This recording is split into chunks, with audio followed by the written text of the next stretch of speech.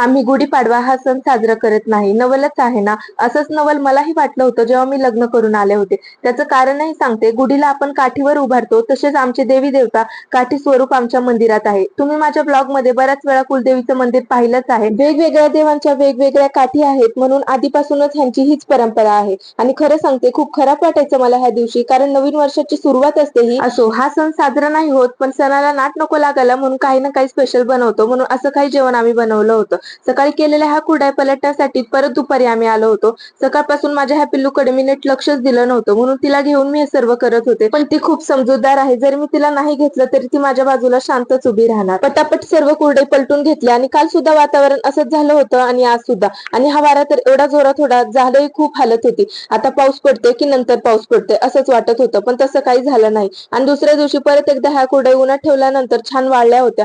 थोड्याशाच आमच्या कुरडया झाल्या होत्या, पण त्याही भीत केल्या होत्या. नेक्स्ट टाइम जरा जास्त करणार, कारण जमलं तरच करू वाटतं, उगाच वाया घालवायला आवडत नाही. सारखं उन्हात येऊन येऊन चेहऱ्याची ही अवस्था झाली होती. तर असा होता माझा आजचा दिवस. भेटू नेक्स्ट व्लॉग मध्ये. जय माता दी.